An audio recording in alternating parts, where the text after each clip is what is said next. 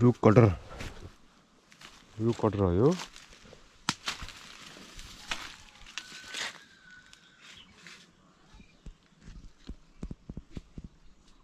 रुख cutter फलेछ guys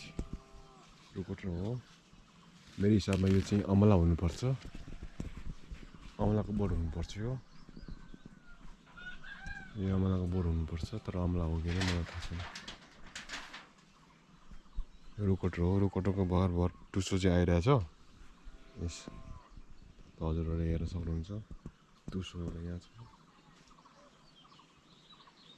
यो बोटमा पनि छ यसो राम्रोसँग हेऱ्यो भने सानो सानो टुसोहरू आइरहेछ यहाँ पनि छ टुसो